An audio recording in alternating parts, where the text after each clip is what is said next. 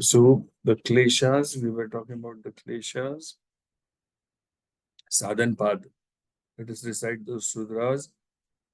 Tapah swadhyayeshwar pranidhanani kriya yogah samadhi bhavanartha klesha tanu karanarthascha avidya asmita raga dvesha viniveshaha kleshaha avidya kshetra muttaresham prasuptatanu viच्छिन्नो daranam anitya shuchi dukkhanatmasu nitya shuchi sukhatma ख्यातिर विद्या दृग्दर्शन शक्त्योर एकात्मते वास्मिता सुखानुशयी रागः दुःखानुशयी द्वेषः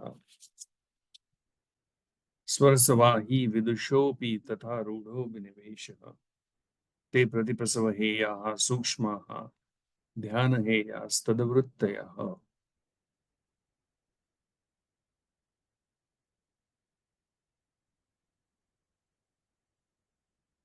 Okay, so well, before we begin, let me wish you a happy Women's Day. जो कल हुआ. Thank you. Thank you, So sir. we celebrated it in the studio in a small way. तो कल बड़ा मजा आया.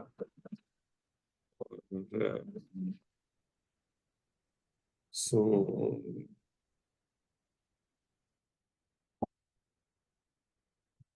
मनु महाराज ने मनुस्मृति में कहा है कि पुरुष को हमेशा ऐसा बर्तन करना चाहिए कि जिससे स्त्री की वृद्धि हो. He should be very supportive for the growth of the woman and vice versa, of course. एक स्त्री के कर्तव्य क्या है तो पुरुष की वृद्धि हो. And moreover, women are very closely associated with nature, with Prakriti. They are more close to Prakriti than man. Women are more close because just by nature of their design, because they have been given the responsibility to bear a child. And when that process goes on, it is actually Prakriti at work in its most perfected form inside of a woman. You know, when that baby is growing. It's fascinating. It's a miracle in itself. So Prakriti never stops creating perfection, you see.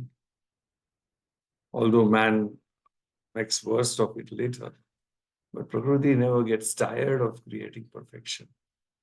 Every child conceived, every child growing inside a womb is an act of perfection. So they are very specially endowed women. They're very close to Prakriti, and that is why perhaps they are also, very passionate and all those qualities, those characteristics of a woman. They're all inbuilt in one. And of course, in the modern times, they are also multitaskers. A woman does more multitasking than a man, which is a fact. So all good? Okay. All right. Coming to our sutras. So we have seen what is Kriya Yoga. Kriya Yoga is for us. Okay. Tapaha. That is Kayendriya Siddhya Shuddhi Kshaya Tapasaha. काया की शुद्धि, इंद्रियों की शुद्धि, मनस की शुद्धि. इसके लिए जो भी क्रियाएं मैं करूंगा वो मेरा तप रहेगा क्रिया योग का.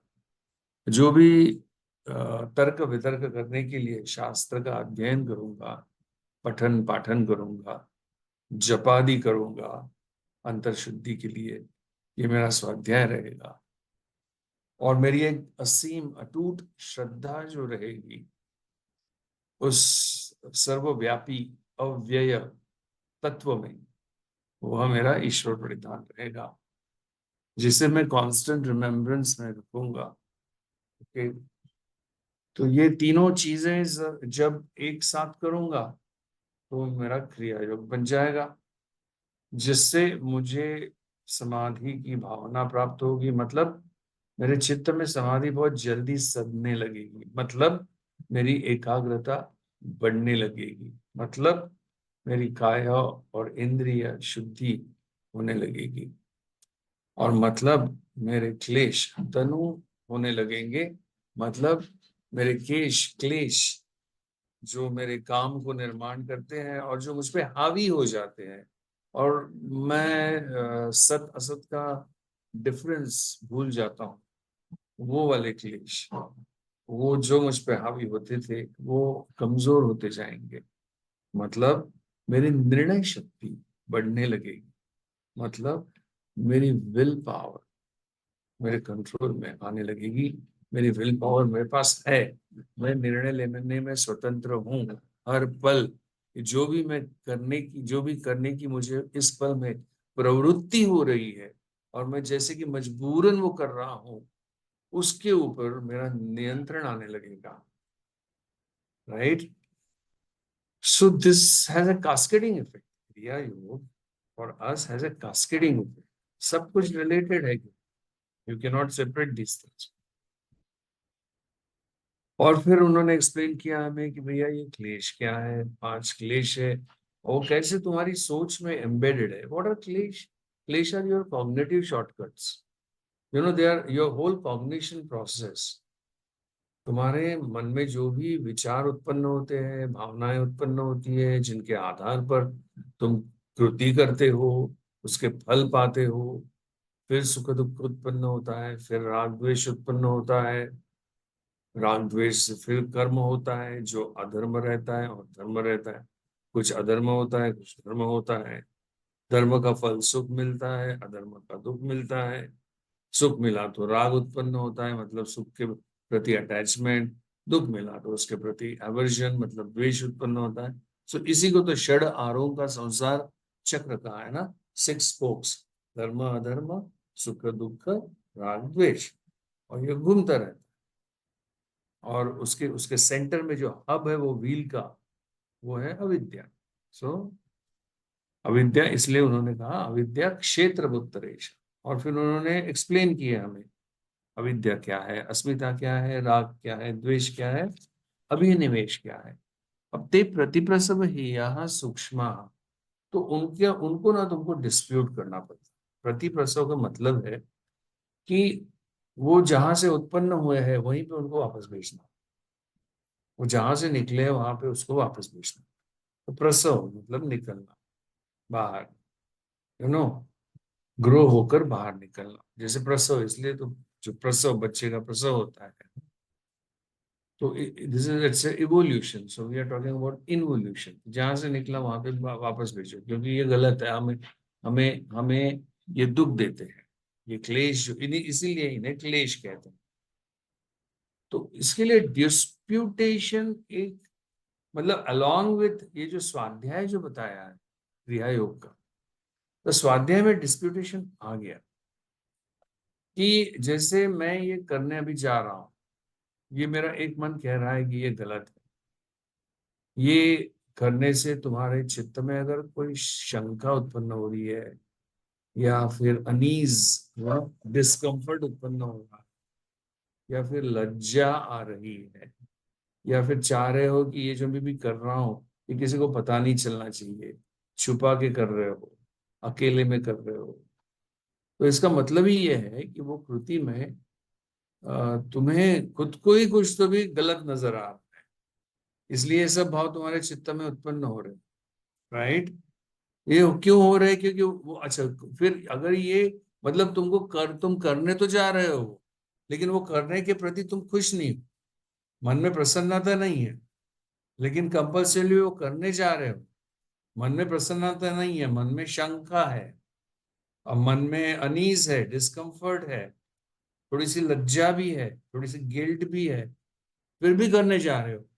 इसका मतलब उनके पीछे क्लेश है। क्लेश बहुत पावरफुल है, वो तुमको वो करने पे, वो कृति करने पे मजबूर कर रहा है। फिर वो मानस कृति हो, मानस कृति मतलब जैसे स्पृहा, तृष्णा। तुम्हार तुमको अभी अभी मैं आज सुबह ही, I was working on this, I was just taking a few notes. बताता हूँ, देखो। तो हम अशुभ कर्म करते हैं और शुभ कर्म करने की हमें प्रेरणाएं मिलती है अंदर से, है ना, कर्म करने की। तो वो जैसे मन से मन से अशुद्ध कर्म कौन से हो गए कि चोरी का विचार करना, विचार मन में आना, किसी पर द्रव्य को ग्रहण करने की इच्छा हो, दैट इज चोरी का विचार मन में आना।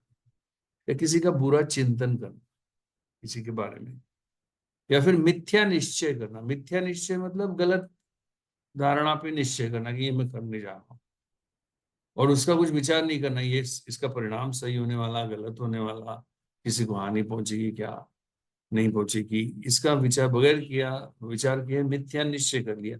ये सब मानसिक अशुभ कर्म होते हैं। और मानसिक शुभ कर्म कौन से होते हैं? अस्पृहा का भाव। अस्पृहा मतलब आसक्ति नहीं रहना, आसक्ति मतलब स्पृहा, अस्पृहा मतलब आसक्ति, कोई वस्तुओं के प्रति आसक्ति नहीं है मन में। मन में दया का भाव है, मन में श्रद्धा का भाव है। तो ये मन के शुभ अशुभ भाव और उनके आधार पर होने वाले कर्म हो गए। फिर वाणी से स्पीच से अशुभ कर्म कौन से है?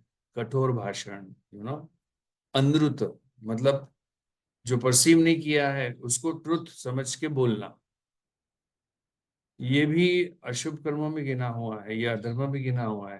ख्याल में रखो। कभी कभी काफी लोग क्या करते हैं, टीचर्स लोग काफी, खुद को अनुभव नहीं रहता लेकिन कहीं पढ़ा हुआ है, so it is just bookish knowledge, it is not ruta means perceptive knowledge, satya means conceptual knowledge, एक ब्रॉड डिफरेंस है इनका। तो वो अनृत का मतलब है कि तुमने खुद ने अनुभव नहीं किया है वो ज्ञान, तुमने सिर्फ किताब में पढ़ लिया और तुम वो बिल्कुल ठोस आधार पे, जैसे कि तुमने खुद ने अनुभव किया है, तुम दूसरे को बांट रहे हो वो ज्ञान। तो इसके अगेंस्ट बताया हुआ है शास्त्र में कि ये करने का तुमको अधिकार नहीं है। हाँ, तुम ये कह सकते हो कि भैया मैंने पढ़ा हुआ है और वो मैं तुमको पढ़ा हुआ तुमको पास ऑन कर रहा हूँ, मुझे एक्सपीरियंस नहीं है। This you can say very well, but you can't pass it on as your own experience which you only have read in some book or from somebody. This is what people do these days, workshops लेते हैं इसका उसका, वो सब ऐसे ही रहता है वो। तो उसके आगे शास्त्र ने बिल्कुल वार्न किया है कि डोंट डू दैट, वो अधर्म में आएगा। फिर चुगली करना वाणी से, गॉसिप करना, और असंबद्ध प्रलाप करना, मतलब जो आजकल तुम अगर टीवी पे तुम देखते हो ना, वो क्या बोलते हैं उसको, चार पांच लोग डिबेट डिबेट डिबेट होता है ना, वो अर्णब गोस्वामी का डिबेट होता है शाम को रात को। तो एक जन को अगर कोई उसके ऊपर आरोप किया है ना, तो वो आरोप को वो साइड ट्रैक करके वो भलता ही प्रलाप करने लगे। That is typical, that is मतलब तुमको अगर अशुभ और अधर्म के कार्य देखना है तो you switch on your TV और तुमको सब दिख जाएगा। ये वाणी दिखेगा, शरीर से दिखेगा, शरीर से मन से दिखेगा अशुभ कर्म जितने। और फिर वाणी से शुभ कर्म कौन से हो गए? सत्य बोलना, हितकर बोलना, प्रिय बोलना, और शास्त्र पठन, और प्रणवादि का जप हो गया, ये वाणी के। मतलब हम 24/7 मन से कुछ कर्म कर रहे हैं जो शुभ अशुभ हो सकते हैं, वाणी से कुछ कर्म कर रहे हैं जो शुभ अशुभ हो सकते हैं, और शरीर से कर रहे हैं जो शुभ अशुभ हो सकते हैं।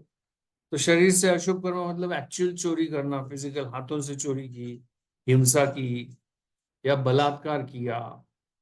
और शरीर से शुभ कर्म कौन से हो गए? तो कि दान किया है, किसी का रक्षण किया है, किसी की सेवा की है ना। तो ये सब जो प्रेरणाएं हमें मिलती है, ये क्लेशों के कारण मिलती है। जैसे मेरे क्लेश वैसी प्रेरणा। क्लेशों का टेक्सचर बदलेगा तो इधर तुम्हारे विचारों का टेक्सचर बदलेगा, तुम्हारी भावनाओं का टेक्सचर बदलेगा, तुम्हारे कृति का टेक्सचर बदलेगा, तुम्हारे कर्म फलों का टेक्सचर बदलेगा। This is all correct.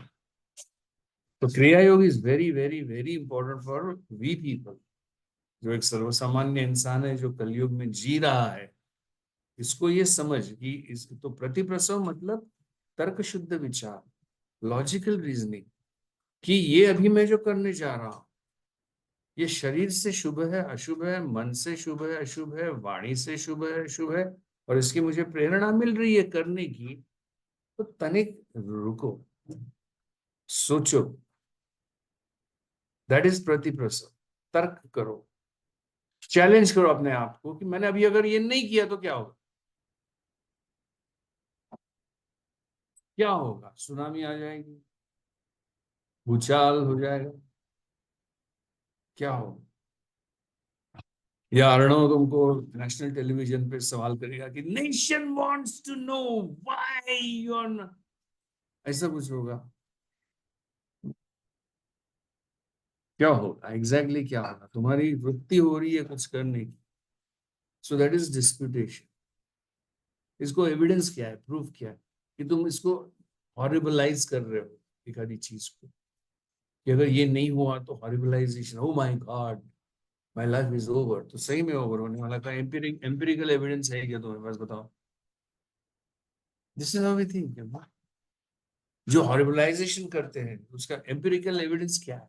पहले का प्रूफ हुआ है, प्रूफ है, स्टैटिस्टिकल डेटा है, बताओ। That is disputation. So you, who is going to dispute you? तुम्हारे मानस कर्म शुभ है या अशुभ है, वाणी के कर्म शुभ है अशुभ है, शरीर कर्म शुभ है अशुभ है, इसका पहला निर्णय जो है वो तुम्हारे हाथ में है। तो तुमको वो सोर्स में डिस्प्यूट करना सिर्फ तुम ही कर सकते हो। That is the meaning of this प्रतिपसल। Logical disputation, socratic disputation, empirical disputation, reality check disputation. समझ गए? That is the meaning of this सूत्र। तो उससे क्या होगा, वो जो क्लेश है वो सूक्ष्म हो जाएंगे। सूक्ष्म मतलब कमजोर। वो जो तुम पे जो हावी होना शुरू होता है ना, वो धीरे धीरे उनकी पावर कम होती जाएगी। And this can happen only when you act the opposite. When you act the opposite, तभी वो ऑपोजिट का संस्कार हो सकता। सो दिस सूत्र इज लेडन विथ एक्शन। प्रतिप्रसव है या सूक्ष्म, और फिर वो सूक्ष्म होते होते फिर वो तनु हो जाएंगे। और तनु मतलब वो निर्बल हो गया, अभी दग्ध बीज हो गया, अभी वो स्प्राउट नहीं होंगे दोबारा, उनमें से कुछ स्प्राउट नहीं होगा। और जब चित्त का लय होगा फाइनल स्टेज में, तो वो चित्त के साथ में उनका भी लय हो जाएगा।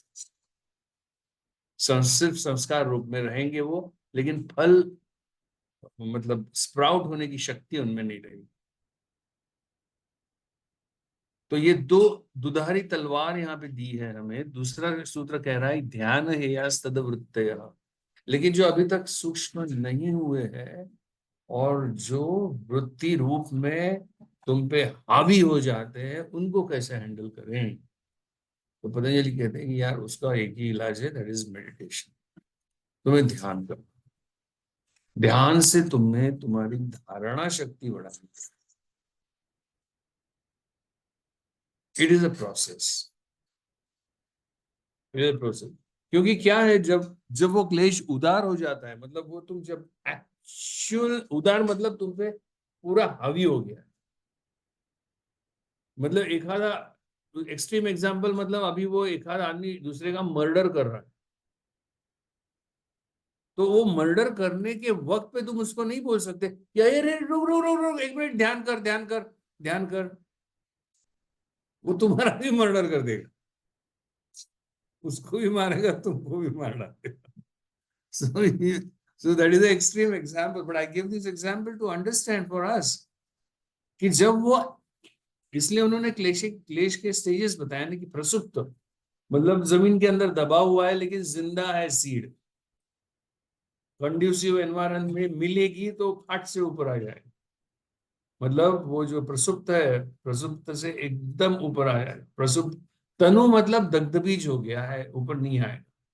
अभी विच्छिन्न मतलब ऑपोजिट, दो ऑपोजिट एक्ट कर रहे हैं, एक उदार होने वाला है, एक पीछे छुपा रहने वाला है, उसको चांस मिला कि वो आ गया है। This is all over psyche.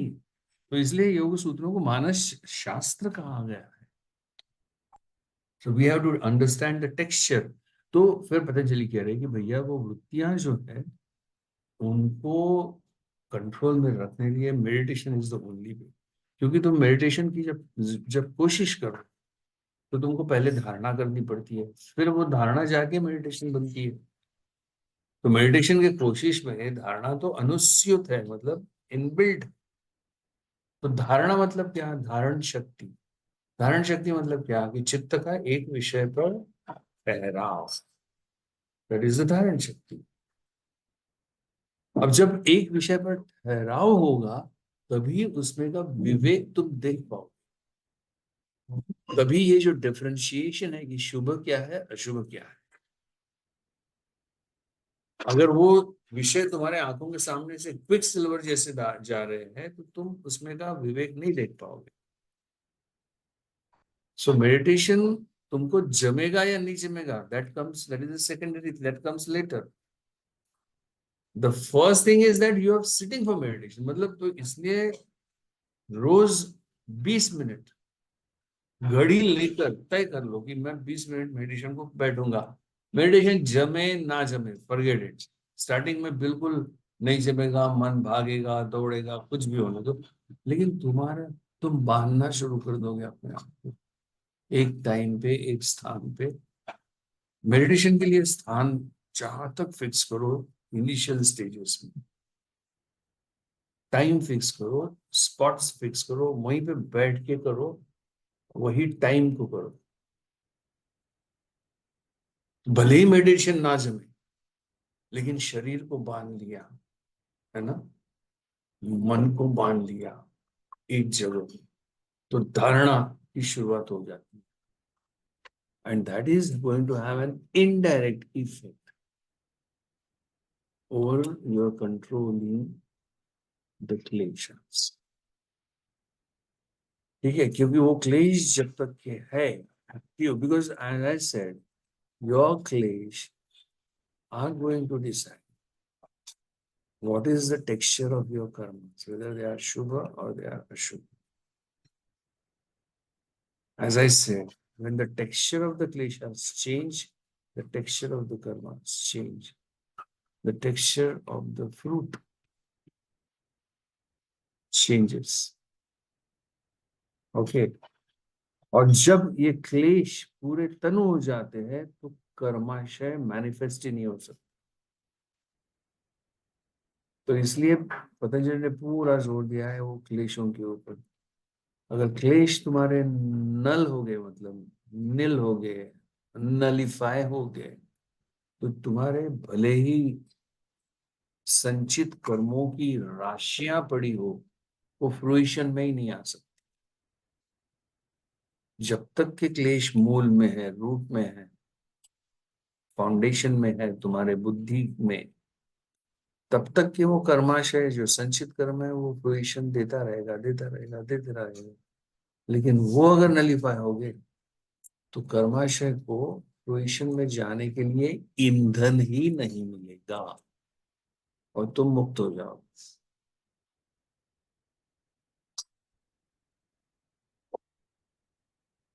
Okay. लेकिन ये जो प्रोसेस है ये इतनी आसान नहीं है, ये समझना बड़ा सिंपल है। मतलब हम इंटेलेक्चुअली और हाइपोथेटिकली इसको समझ लेंगे, लेकिन इसको जब हम एक्चुअल एक्शन में ना लाने लगेंगे ना, तो वो जो अर्जुन की जो स्थिति हुई ना कि सब मेरे सब अंग जैसे कि गलित गात्र हो गए हैं, तो वो अर्जुन का जो विषाद योग जो है ना, अभी विनीता ने कुछ ये गीता के श्लोक भी हमारे कोर्स सिलेबस में डाल दिए, तो वो रैंडम चैप्टर्स में से है लेकिन there is a very beautiful connection there. So 1.29 पहले अध्याय अध्याय का जो 29th श्लोक है कि सिदंती मम गात्राणि मुखम च परिशुष्यति वेपतुश्च शरीरे में रोम हर्षश्च जायते, कि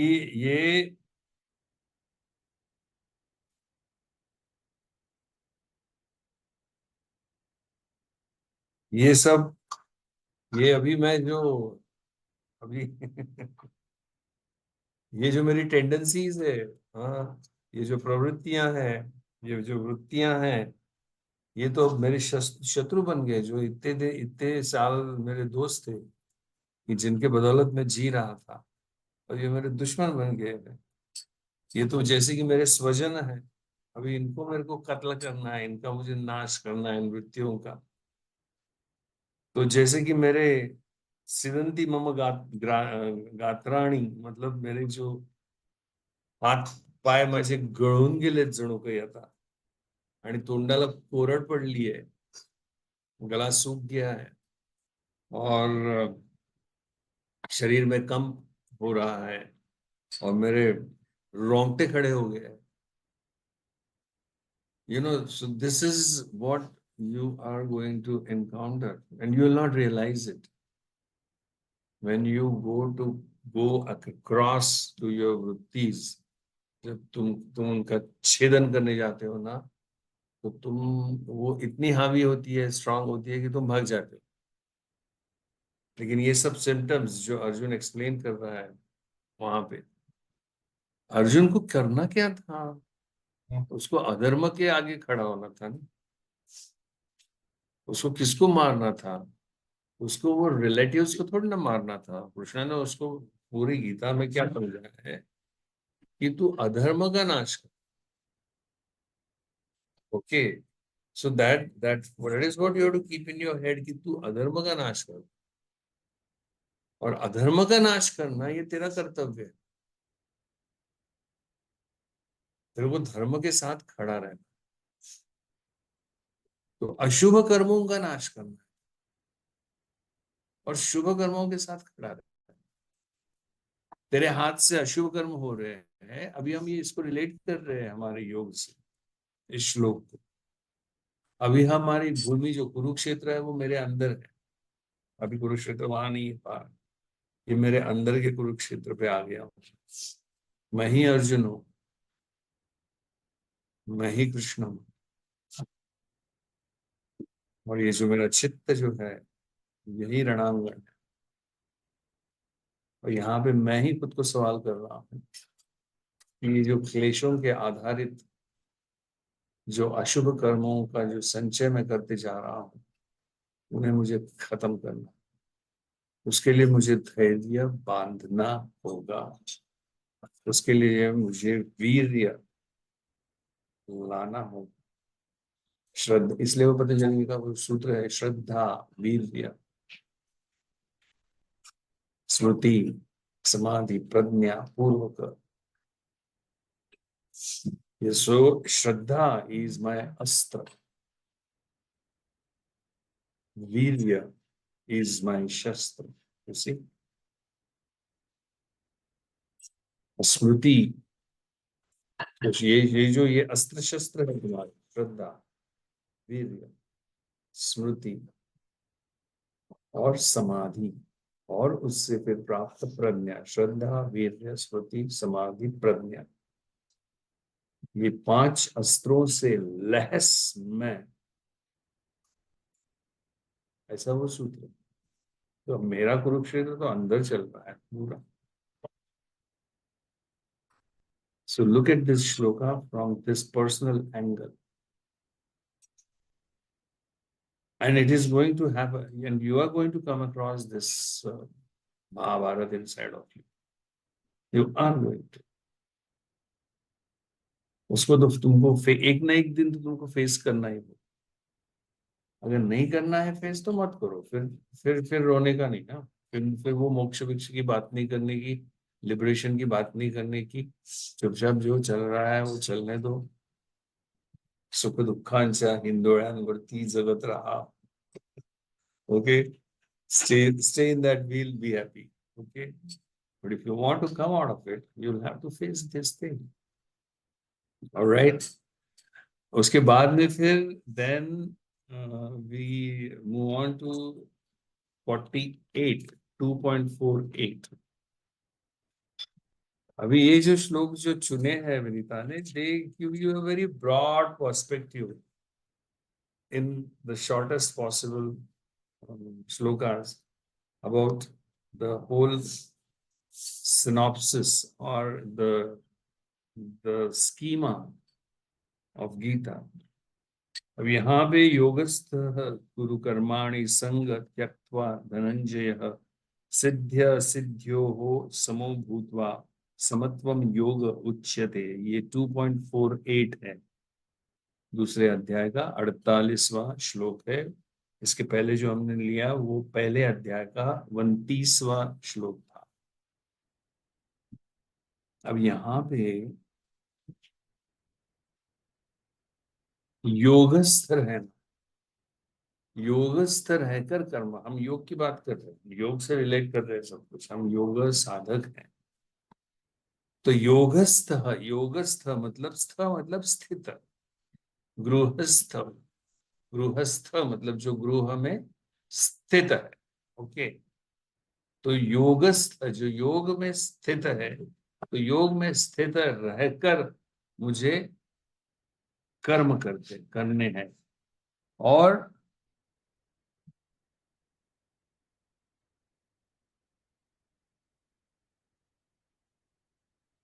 संग त्यक्त्वा, संग मतलब आसक्ति, आसक्ति का त्याग करके, आसक्ति छोड़कर तू योगस्थ रहकर तेरे सब कर्म कर। योगस्थ रहकर आसक्ति छोड़कर तुझे तेरे सब कर्म करने हैं। एंटायर गीता की जो थीम जो है वो त्याग की थीम। त्याग का मतलब क्या है? आसक्ति छोड़, कर्मों से वंचित नहीं होना है। ईशावास्य कह रहा है, ईशावास्य मुदम सर्वम यत्किंच जगत्याम जगत तेन त्यक्तेन भुंजिता। ये जो पूरा ऐश्वर्य है इस संसार का, ये तेरे ही लिए है। ये जब जो जो सौंदर्य है इस विश्व में, ये फल, पेड़, पौधे, ये नदियां, हाँ, ये आसमान, ये झरने, ये सुंदर स्त्री पुरुष, ये सब तेरे ही लिए है। ये प्राणी, ये विविध प्राणियों का जगत, ये सब सब तेरे लिए है। तो इसको एंजॉय कर, इसको भोग, लेकिन त्याग की भावना से। That is the most important word. Don't get attached.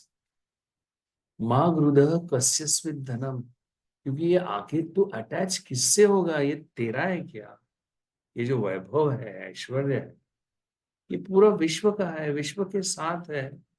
तू मुसाफिर है, तू गुजर रहा है, एंजॉय कर ले, लेकिन चिपक मत ना उससे, क्योंकि जाना तो तेरे को है ही। और तू जिससे चिपक रहा है वो कॉन्स्टेंटली चेंजिंग है, तो तू चिपक भी नहीं सकता। मतलब तेरे को जाना भी है, तू चिपक भी नहीं सकता, उसके बावजूद तू मिथ्या में रहकर, भ्रमित होकर, विपर्य में रहकर ऐसे खुद को एक भ्रम पैदा करवाता है कि मैं उसको पकड़ के रखा हूं, ये मेरा है। That is the most ridiculous thing you can do. As an enlightened being, you will never do such a thing.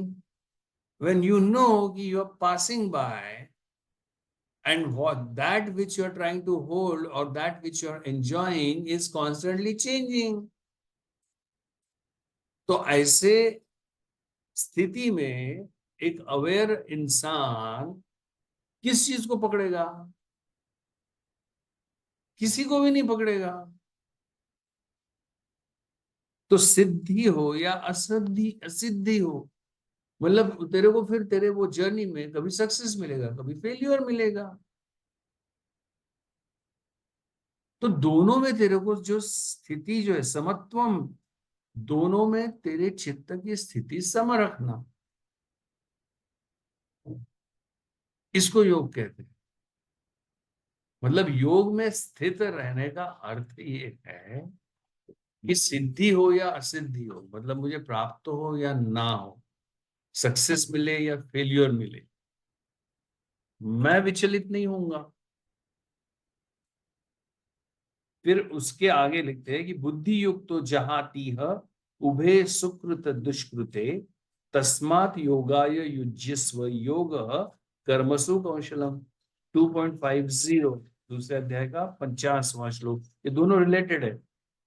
समत्वम योग उच्यते और योग कर्मसु कौशलम। तो फिर वो सक्सेस हो या फेलियर हो, मतलब शुभ हो या अशुभ हो, दोनों का ही त्याग करना है। अगर तू मुक्ति चाहता है, अगर तू मुक्ति चाहता है, क्योंकि शुभ का भी अगर तूने शुभ को भी अटैच हो गया ना, तो तेरे को वो भोगने के लिए वापस आना ही पड़ेगा। वो फल खाने को तो आना ही पड़ेगा। वो मीठा रहे या कड़वा रहे, you will have to return. So अलिप्त रहो, लिप्त ना।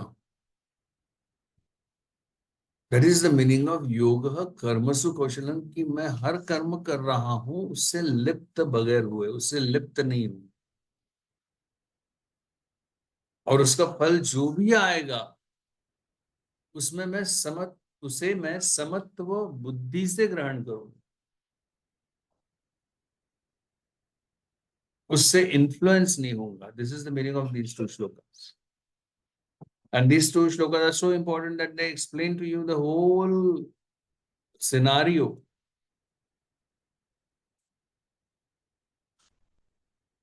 कर्म के सिद्धांत का पूरा सिनारियो ये दो श्लोक बता रहे हैं तुम्हें, कि कर्म कैसे होना चाहिए, उसके बारे में सोच कैसी होनी चाहिए तुम्हारी। और ये क्या, ये सही में तुम्हारे हाथ में है? तो आगे का श्लोक उन्होंने वो कहते हैं एक श्लोक में, एंड दैट इज तीसरे अध्याय का 42वां श्लोक है।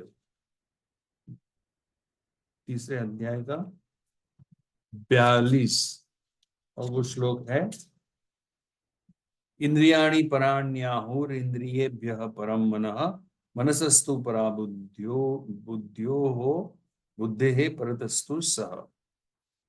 तो ये मुझे जमेगा या नहीं जमेगा, क्योंकि मेरी इंद्रियां जो है, मेरा शरीर जो है, वो इतना हैबिचुएटेड हो गया है आलस्य से, इससे उससे, तरीकों से, हैबिट से। तो ये श्लोक तुम्हें बता रहा है कि ठीक है, हुआ है, लेकिन वो इंद्रियों के ऊपर तेरा देवेंद्र है, मतलब तेरा मन है। और वो मन के ऊपर, मतलब इंद्रियों से बलवान जो है वो मन है। और मन से भी ऊपर, मन से भी जो बलवान है वो बुद्धि है।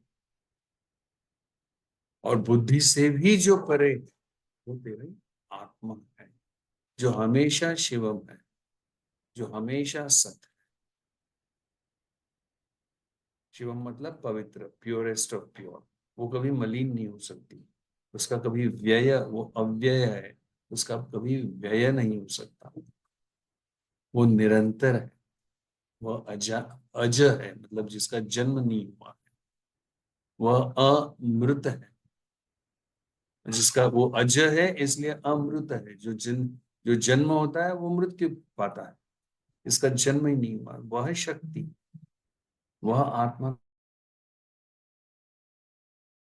तेरे ही अंदर है, विच इज द अल्टीमेट। अब तेरे बुद्धि से उसे ग्रहण कर, उस आत्मा को ग्रहण कर। मतलब बुद्धि में तेरे ऐसी शक्ति निर्माण होगी, आत्मशक्ति किसे कहते हैं, कि बुद्धि जब आत्मा का स्वरूप देख लेती है तो उसे पता चलता है कि she is undefeatable, nothing can defeat her. क्योंकि उसे जो प्रकाशित कर रहा है वह आत्मा है जो अनडिफीटेबल। तो फिर बुद्धि में वह शक्ति आ जाती है, वो विल पावर जिसे कहते हैं, निर्णय शक्ति। और फिर वो मन को इन्फ्लुएंस कर पाएगी। जो मन गलत आदतों का शिकार हो गया है, गलत सोच का शिकार हो गया है, गलत धारणाओं का शिकार। और फिर मन जो कि देवेंद्र है, जो कि इंद्रियों का राजा है, वो अपने इंद्रियों को भी सही दिशा में, सही रास्ते पर ला पाए। सो दिस श्लोक tells you that yes, it is possible. क्योंकि शरीर को जो गतिमान करती है वो इंद्रियां हैं, इंद्रियों के ऊपर मन है, उसके ऊपर बुद्धि। और बुद्धि के ऊपर आत्मा है। लेकिन इसके लिए तुम्हें तुम्हारी तरफ से ग्राउंड लेवल से प्रयत्न शुरू करो। कैसे? ग्राउंड लेवल से कैसे करेंगे? तो क्रिया योग से करेंगे। और कैसे करेंगे? तो यहाँ पे वो यू रेफर टू 6वां अध्याय 17वां श्लोक है, 6ठे अध्याय का।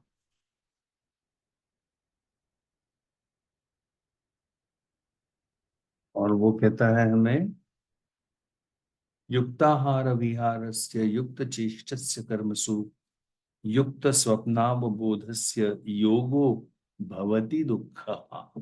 ये और एक स्लोगन है, योगः कर्मसु कौशलम समत्वम योगो उच्यते और योगो भवति दुःखः। ये 3 महावाक्य है गीता के योग के प्रति। युक्त आहार, आहार मतलब intake, material intake, that is food intake, water intake, air intake and information intake. Intake को मॉनिटर कर। युक्त आहार, युक्त विहार, अभी जो बात की कि शरीर का विहार कहाँ हो रहा है, वाणी का विहार कहाँ हो रहा है, मन का विहार कहाँ हो रहा है, कहाँ निकला है घूमने, कहाँ विहार कर रहा है, शुभ रास्ते पे या शुभ रास्ते पे। युक्त आहार, युक्त विहार, युक्त चेष्टा। चेष्टा मतलब जो उर्मी तुम्हें होती है अंदर से, मतलब फिर से क्लेश आ गए। उर्मी तुम्हें क्लेशों से आती है, तो क्लेशों पे काम कर रहा है नहीं कर रहा है, प्रतिप्रसव पे काम कर रहा है नहीं कर रहा है, डिस्पुटेशन कर रहा है नहीं कर रहा है। युक्त स्वप्नावबोधस्य मतलब सर्केडियन साइकिल का पालन कर रहा है या नहीं कर रहा है, वेरी बेसिक। युक्त स्वप्नावबोधस्य मतलब समय पे सोता है, समय पे जागता है कि नहीं, वेरी सिंपल। इतना आसान सवाल है कि समय पे सोते हो, समय पे जागते हो, लेकिन that question is laden with meaning कि सर्केडियन रिदम फॉलो कर रहे हो क्या।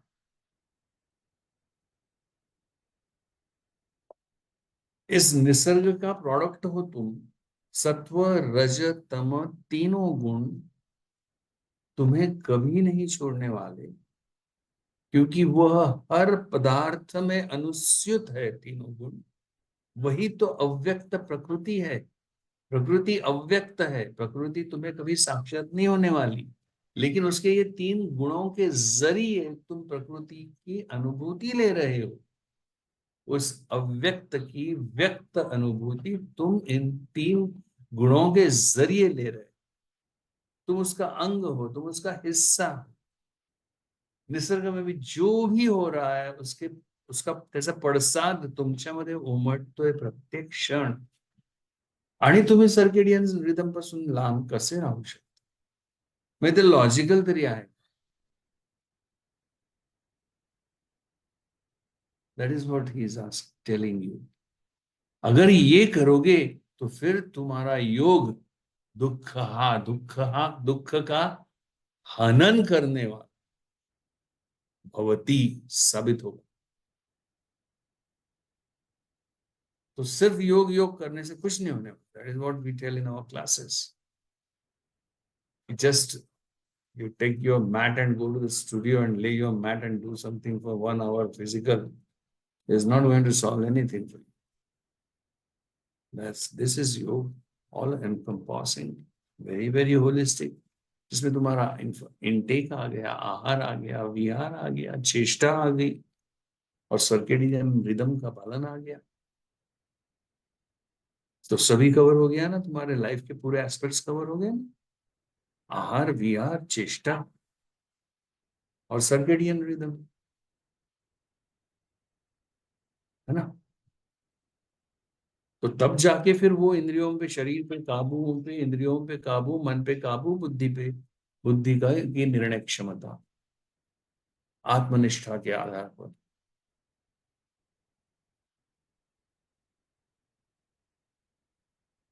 And this is the scenario. This is what Gita is telling you. एकदम संक्षिप्त में अगर कहना चाहे तो.